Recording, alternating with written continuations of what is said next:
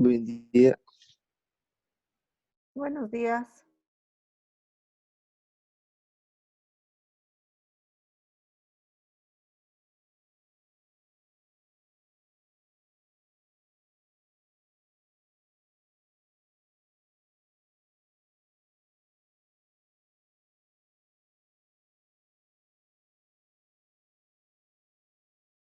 Mire, doctora.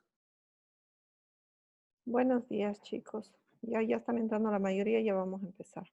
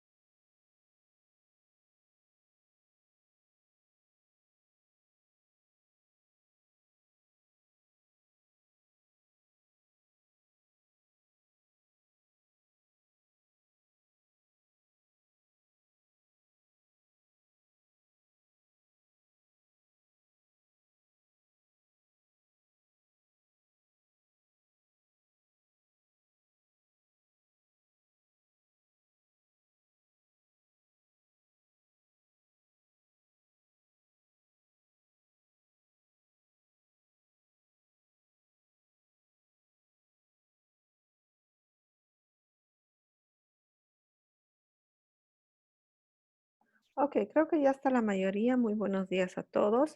Vamos a empezar con el curso de metodología. Siguen entrando, vamos a seguir aceptando. Y vamos a empezar primero con la llamada.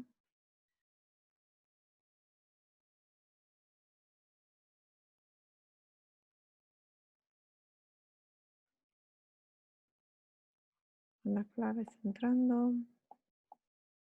Ya.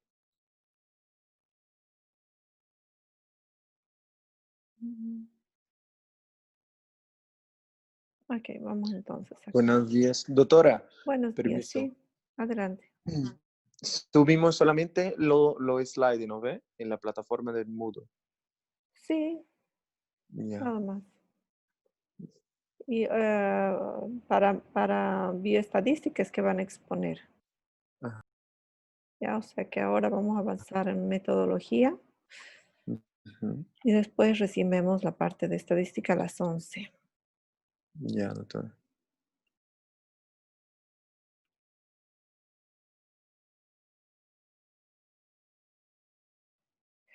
Ya, entonces vamos a la lista, por favor, a Alexander.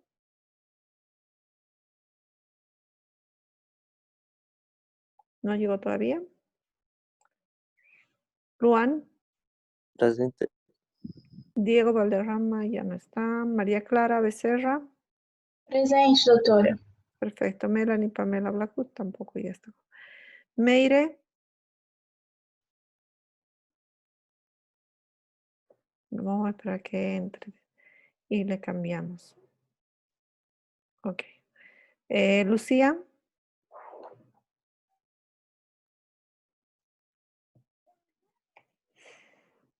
Bien, todavía no entró.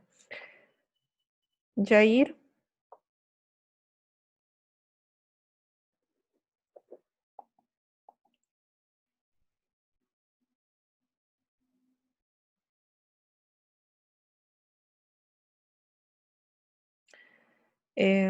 Brian Alejandro. No, estos chicos ya no están. John Víctor. Claudia.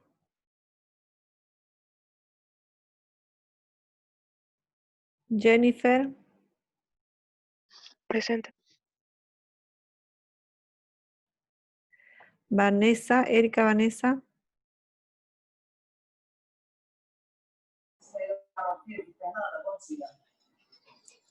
Erika todavía. Whitney. Presente. Perfecto, gracias. Fabiana Escalante. Grigot. De profesora. Gracias. Tatiana.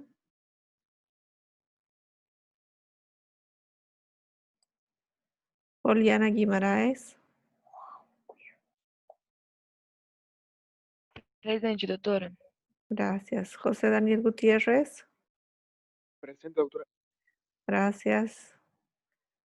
Grace Lane tampoco. Iris.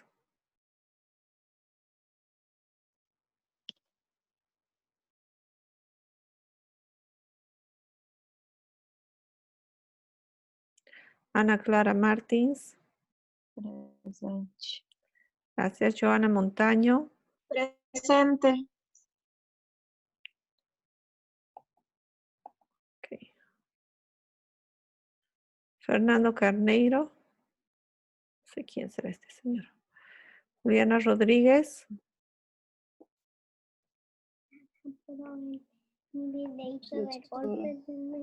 Francisco Alberto. Tainara. Presente. Gracias. Pablo.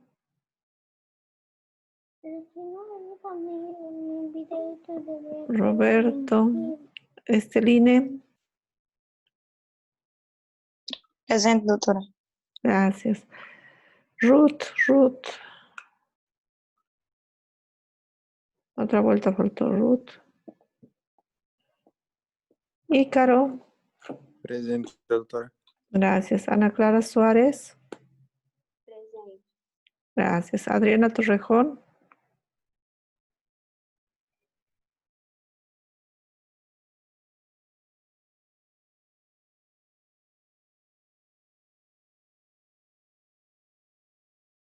Ay, muchas gracias. Y ahorita vamos para todos. ¿Quién es este de Titorcil? Ay, espero que no sea a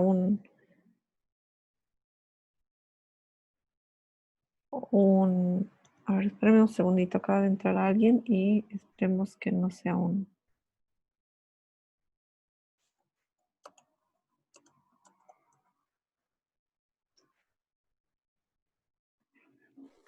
Doctora, feliz día de las madres. Muchísimas La gracias. bendiga. Para todas las mamás también.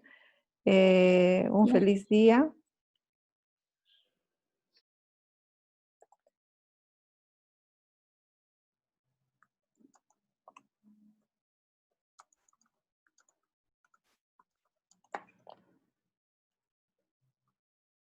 A ver, aquí tenemos una persona.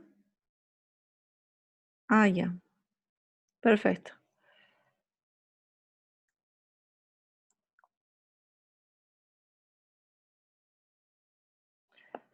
Que entró con un nombre desconocido, entonces por eso. Ya, ahora sí. Meire también acaba de entrar. Espérenme un segundo.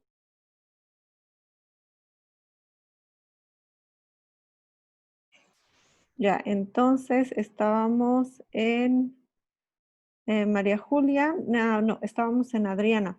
Nara. Presente, doctora. Gracias, María Julia. Daniela Velázquez. Ok, vamos entonces con las personas que acaban de ingresar.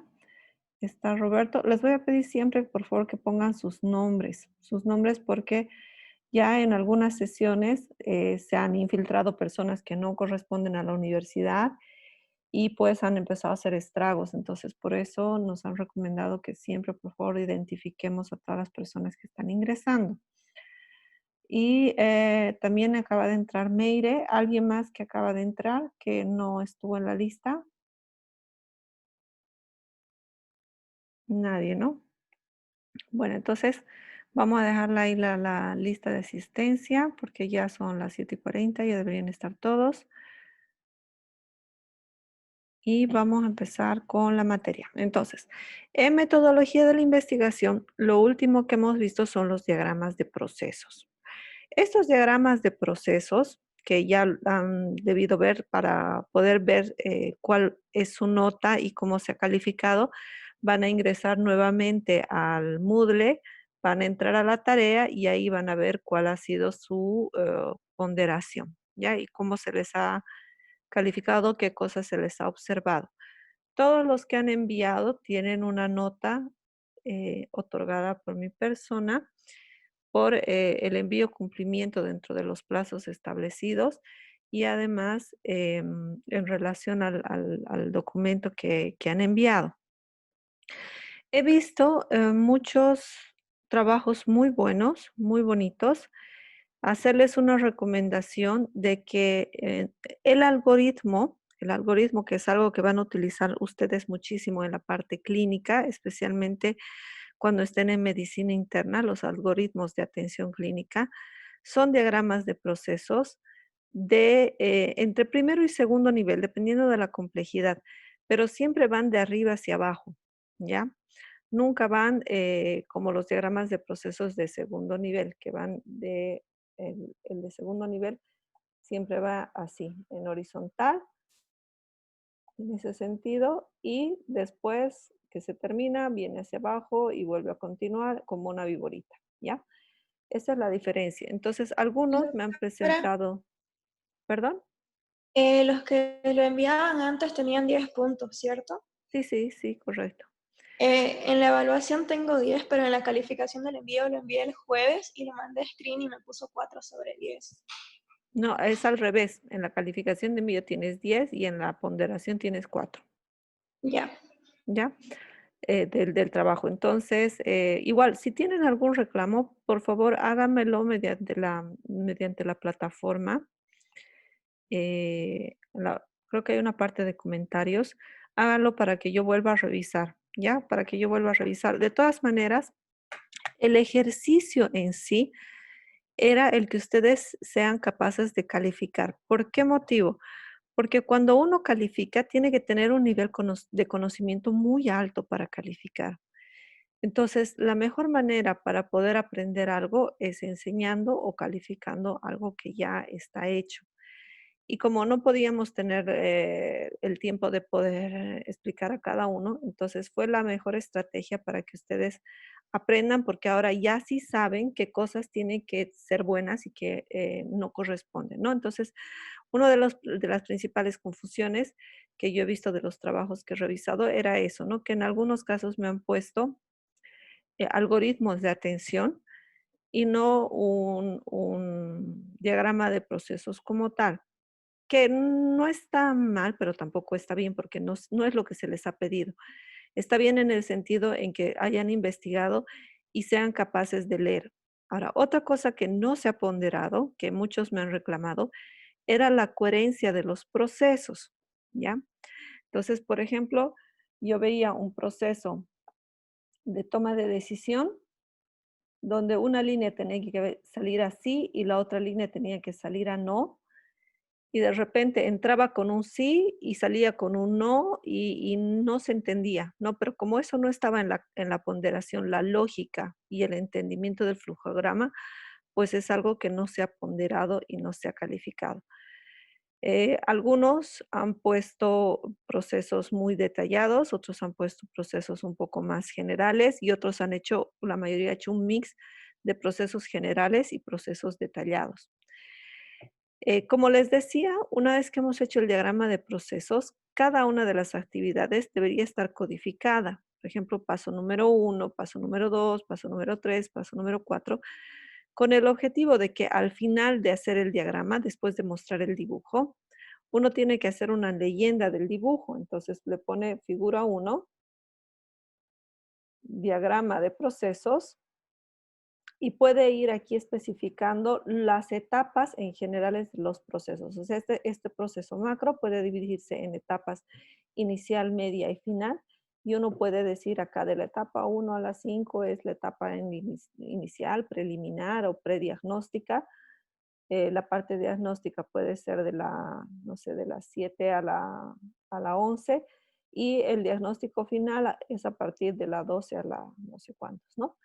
Y además de eso, cuando nosotros estamos hablando de un protocolo de investigación, protocolo, porque normalmente este diagrama de proceso, a menos de que sea un tema muy complicado, se lo va a poner en el artículo. Pero el diagrama de proceso corresponde al protocolo de investigación, al proyecto de tesis y a la tesis en sí, a la monografía, pero no a un artículo científico publicado, porque como es muy extenso, entonces omitimos todo esto. ¿Ya? Y ahorita lo vamos a ver en la parte metodológica. Lo que deberíamos poner, sí, como les decía, en el protocolo de investigación, en el preproyecto, en la tesis, en la tesina, es especificar cada uno de los pasos. Entonces, si el primer paso, como algunos han hecho de toma de la presión, era, por ejemplo, colocar el brazo del paciente extendido, ese es el título de la actividad, pero aquí yo tengo que poner y explicar específicamente cuál brazo, cómo, durante cuánto tiempo,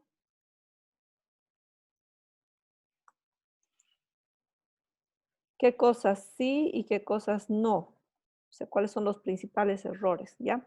Entonces, esa sería una guía mucho más detallada, que yo veo el diagrama de procesos y de repente el número 2 no lo entiendo.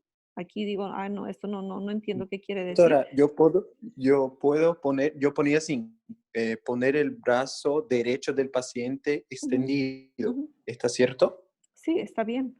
Lo que pasa es que hay algunos procesos que no se van a entender, que no se van a Ujú. entender por, Está por, por por la X o mitad. Z motivo. Entonces, siempre se recomienda, gracias, Ricardo, siempre se recomienda que después de hacer un diagrama de procesos, se coloque debajo todos los procesos mucho más detallados. O sea, ahí podemos hacer una cosa más explícita, ¿no? ¿Por qué? Porque la primera vez que ustedes van a leer un diagrama de procesos, que va a ser en la clínica, van a mirar el diagrama y no lo van a entender. Van a necesitar leer las indicaciones de abajo.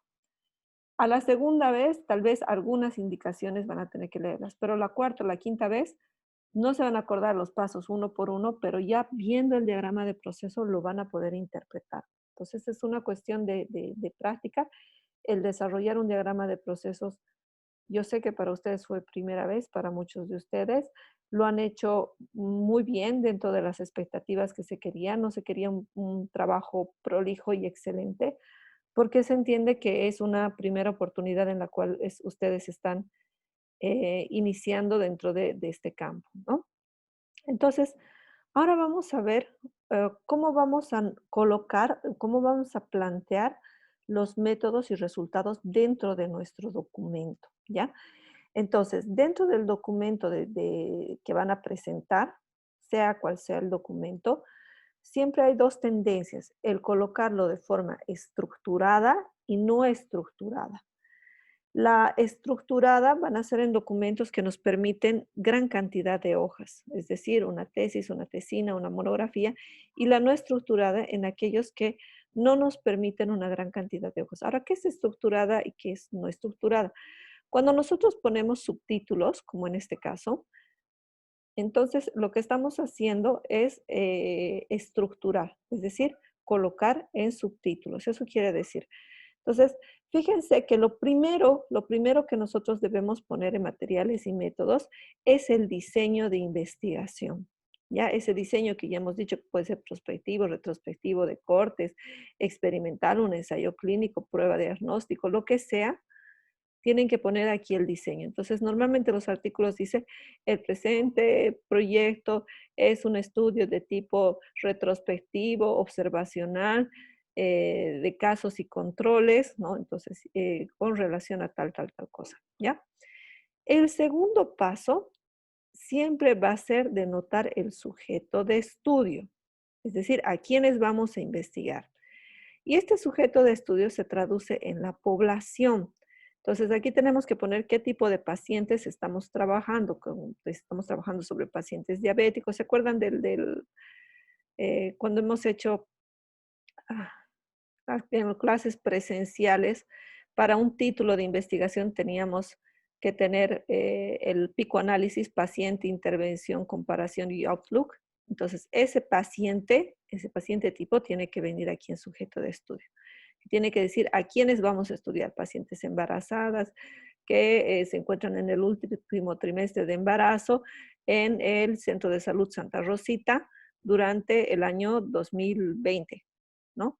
Entonces, hay que poner los sujetos de estudio, el general de la población. Pero además vamos a poner, esto lo vamos a pasar un poco rápido porque materiales y métodos se parece mucho al método estadístico que ya lo hemos visto. Hay que poner los criterios de inclusión y los criterios de exclusión. Ahora me dicen, doctora, pero yo estoy haciendo una revisión bibliográfica. Ok, en diseño tienen que poner revisión bibliográfica. Y en sujeto de estudio van a poner qué estudios van a entrar dentro de su revisión bibliográfica. Entonces ya no van a poner pacientes, van a decir, se incluyen dentro de la presente revisión bibliográfica todos los artículos, libros, revistas, no sé, separatas que hayan sido publicados desde el año 2015 hasta el 2020, es decir, con 5 años de antigüedad, y que tengan como palabras clave, por ejemplo, cáncer, mama, prevención, autoexamen, o si están haciendo el de ambulancias, que tenga ambulancias, distribución, costo-beneficio, no sé, lo que quieran ponerle, ¿no? De palabras clave. Y luego también tienen que colocar los criterios de inclusión y de exclusión, ¿no? Entonces, se incluyen todos aquellos artículos que sean de tipo científico, ahí especifican si van a utilizar bibliografía gris o no. Tienen que decir que estén posteados dónde, que sean electrónicos, que sean físicos. Si son electrónicos, ¿qué buscadores van a utilizar? Utilicé Google Ciego, PubMed, Web of Science, Scopus, Hinari. Tienen que decir de dónde están sacando, ¿no? Esos son los criterios de inclusión. Pero además de los 10,000 artículos que les pueden llegar con esos criterios de inclusión, también tienen que poner criterios de exclusión. Entonces, se excluyeron todos los que no estén en idioma español, todos aquellos que no se hayan podido obtener los textos completos, ¿no? El full text, solamente resumen. Se excluyeron aquellos que han sido publicados fuera de Latinoamérica. Se excluyen aquellos que hayan incluido, no sé, pues pacientes con coronavirus, etcétera, ¿no? Entonces, igual en una revisión bibliográfica como en un trabajo de investigación cuantitativo o mixto, debemos especificar cuáles fueron los sujetos de estudio. Y si nuestro trabajo es mixto, es decir, tiene una parte de revisión bibliográfica y luego tiene una parte experimental, entonces los sujetos de estudio tienen que dividirse para la parte experimental y para la parte de revisión bibliográfica. Entonces ponemos sujetos de estudio para la revisión bibliográfica, y luego sujetos de estudio para la parte experimental, ¿no? Entonces se puede dividir por secciones. Es más, hay algunas tesis que tienen múltiples pasos, múltiples etapas, y cada etapa se coloca en un capítulo específico. Entonces, capítulo 1, revisión bibliográfica, ese capítulo tiene su diseño, tiene su sujeto de estudio, tiene sus resultados, sus conclusiones, sus discusiones. El capítulo 2 tiene otro diseño, tiene otra metodología, otros sujetos de estudio, etcétera, etcétera. ¿El criterio de inclusión que se van a agregar al estudio? Sí. Los de inclusión, su nombre lo dice, incluye. Incluimos en este estudio todos los que cumplan con los siguientes requisitos, ¿no? Requisitos 1, 2, 3, 4, 5, 6. Pero además de que cumplan todos estos requisitos, vamos a excluir los que no cumplan estos otros. Ahora, muchos ponen, se incluyen a las mujeres y se excluyen a los hombres. No es correcto. Si estás incluyendo a las mujeres, automáticamente ya los excluyes a los hombres. Los criterios de exclusión son dentro de todos los incluidos a cuáles excluyes. Por ejemplo, incluimos a las mujeres, pero vamos a excluir a todas aquellas que estén embarazadas. ¿Ok?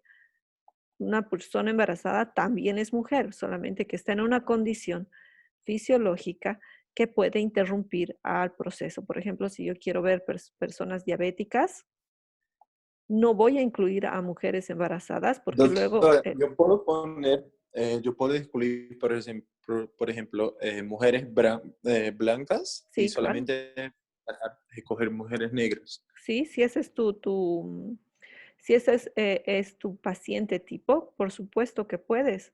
Entonces tu título tiene que decir, ¿no es cierto? Hipertensión arterial en raza negra o en pacientes negras o afroamericanas o descendientes afroamericanas. Entonces, tú tienes que especificar, obviamente, tus pacientes tipos y por lo menos una parte de los criterios de inclusión tiene que estar en tu título para que yo sepa con qué tipo de pacientes estás trabajando, ¿no? Pero además de eso tú puedes colocar, si son mujeres adultas, especifica de qué edad a qué edad.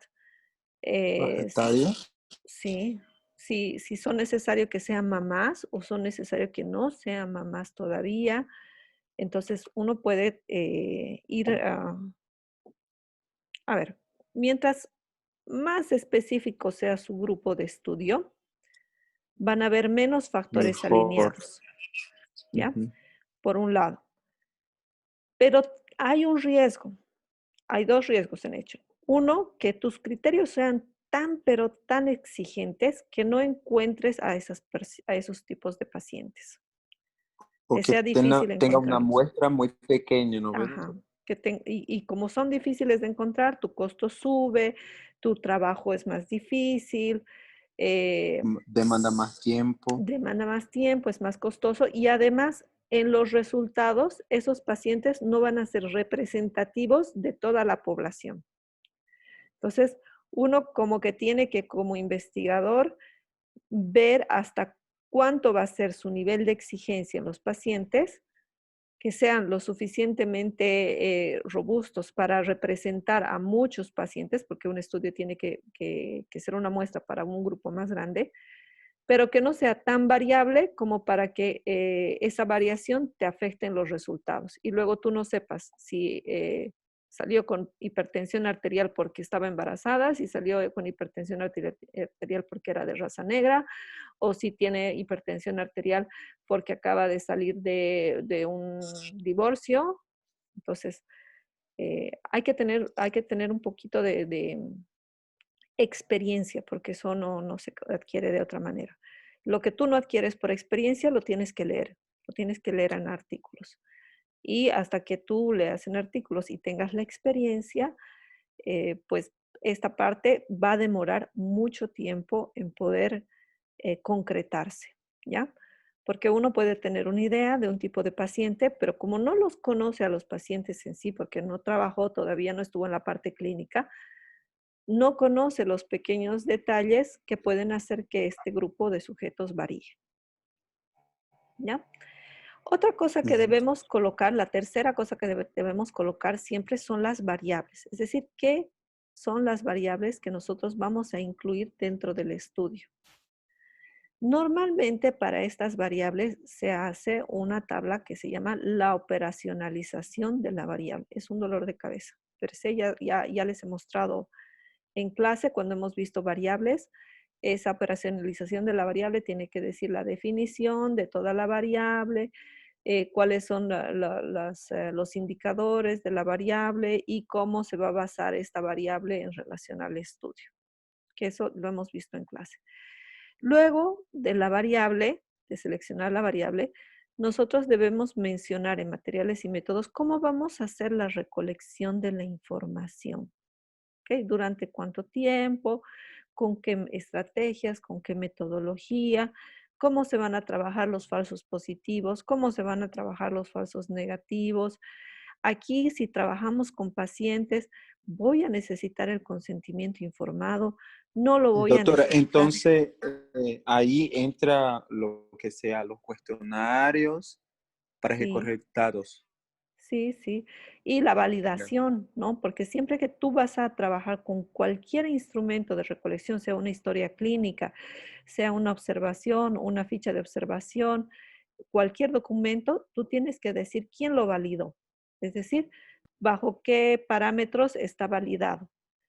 Muchos instrumentos, por ejemplo, cuestionarios, hay un montón que ya están validados por universidades, etcétera. Pero pese a que ustedes tengan un instrumento validado, que es el instrumento que utiliza la OMS para conocer la calidad de salud de pacientes con enfermedades crónicas, ustedes tienen que hacer una revisión con 2 o 3 expertos, porque ese documento, que puede ser muy universal, tal vez culturalmente no se adapta a nuestro medio, ¿no ve?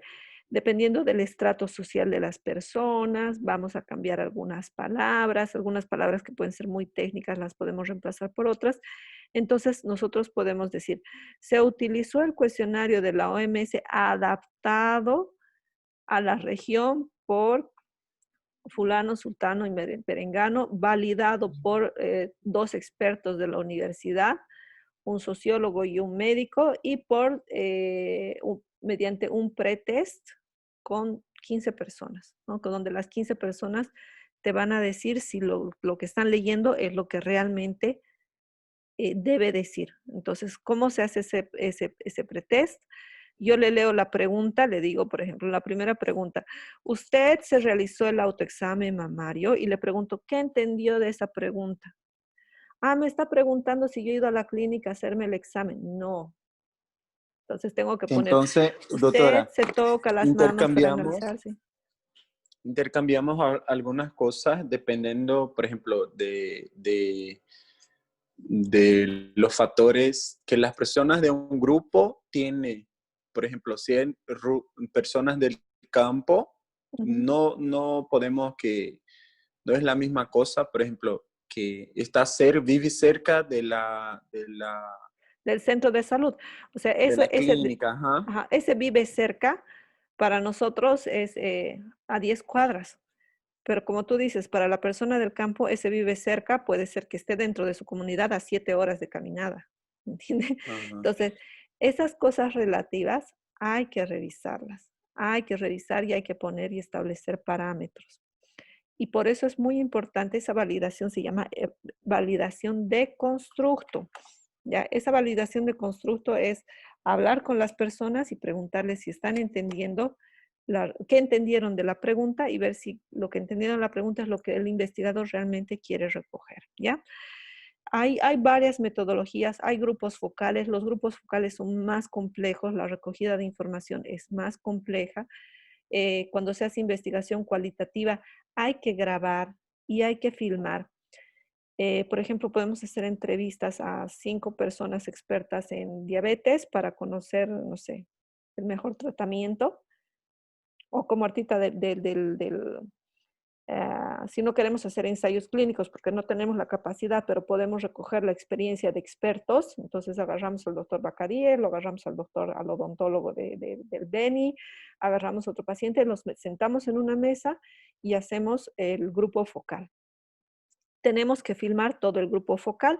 Hay un entrevistador que está entrevistando, hay 2 que están anotando las cosas, un tipo cuestionario, una guía, ¿no es cierto? Ya las preguntas tienen que estar estructuradas. Y después de que se hace eso, uno por uno tenemos que ver el video y mirar si la persona tuvo un cambio en su cara, si se notó que estaba mintiendo, que no estaba mintiendo, si se sintió incómodo, si hubo cambio de posición, si el lenguaje que utilizó fue monotonal, o si en alguna pregunta cambió el tono. Y entonces es complejo, es muy complejo. Creo que no sé, es que hay personas que tienen más habilidad. Para mí es mucho más fácil leer datos estadísticos. Yo los miro y ya los entendí. Me dan una tabla, ya saqué mucha información de ahí. Pero cuando hablamos de datos cualitativos, creo que tiene que ser una persona muy hábil para poder leer la expresión facial, el lenguaje corporal, y eso es algo muy, muy complejo. Para mí, socialmente hablando, tiene que ser una persona, un psicólogo, un sociólogo, que pueda entender el proceso que se está llevando a cabo y lo pueda traducir en datos que sean cuantificables, ¿no? Y en eso va en lo que es la parte del análisis de datos. Entonces, en material también debemos decir cómo vamos a analizar los datos. Por lo general, no deberíamos colocar los datos generales. Si bien la estadística trata de agrupar los datos, debemos nosotros especificar hasta qué nivel vamos a ser específicos con nuestras variables y hasta qué nivel nosotros vamos a generalizar cada uno de ellos. Además de mencionar la técnica que estamos utilizando. Esto tanto en cualitativo como cuantitativo como mixto. Debemos decir cómo vamos a analizar los datos. Si nuestro cualitativo dice vamos a entrevistar a 10 personas, ok, entrevistas a 10 personas con este instrumento y ahora ¿cómo vas a analizar lo que estas 10 personas te dijeron? Hay métodos, como les dije, inclusive ahora antes no había, ahora hay softwares donde uno tiene que traducir o sea, meter en la computadora, escribir lo que la persona dijo, textual. Al costadito le ponemos lo que nosotros hemos entendido como investigadores, al costadito le ponen lo que otra persona que también está dentro del equipo entendió. De eso, de las 10 personas, lo metemos al software y el software va buscando palabras que se vuelvan a repetir varias veces y con eso te dice, te da una idea estadística de lo que está sucediendo en ese fenómeno específicamente, ¿ya? Entonces, por ejemplo, se repite mucho la palabra problema, problema, problema. Entonces, sí, entonces aquí sí hay un problema, algo así. También es importante colocar las limitaciones del estudio. Ya, las limitaciones del estudio pueden devenir en diferentes fases. Pero como este ya es un escrito, como este ya es el escrito final a presentar, vamos a poner las limitaciones en todas las fases. Es decir, nuestra limitación en la fase inicial fue que no encontramos un doctor especialista en cardiología, entonces trabajamos con un médico interno. ¿Ok? Pero también van a haber limitaciones al momento de hacer la recolección de datos y hay que especificar al momento de recolectar los datos. Nos llovió 3 veces y perdimos 5 historias clínicas porque se mojaron y quedaron ilegibles. Colóquenlo. Limitaciones en el análisis, ¿no? Durante el análisis de datos, la variable X salió no significativa en todos los casos, por lo tanto, se decidió retirarla. Así, ¿no? Hay que poner todas las limitaciones que uno Y haya no, tenido. no pone en trabajo ahí, ¿no ve, doctora? No pone X, Los por ejemplo, en resultados, trabajo. no, los resultados no. Ajá. Pero sí tenemos que poner cuáles son las limitaciones que hemos podido tener. Por ejemplo, que por causa del coronavirus no hayan podido hacer la colecta de datos y hayan tenido que cambiar su estrategia que inicialmente era planteada, digamos, en su instrumento era planteado para hacer la recolección cara a cara y ahora lo tuvieron que cambiar para hacerlo vía web. En la Ajá. conclusión, también, ya en la conclusión, vamos a verlo dentro de un momento. Ya se nos está acabando el tiempo. Van a volver a ingresar, por favor, al enlace y vamos a ver justamente la parte de resultados y si alcanzamos a las conclusiones. Ok, entonces mismo link, por favor.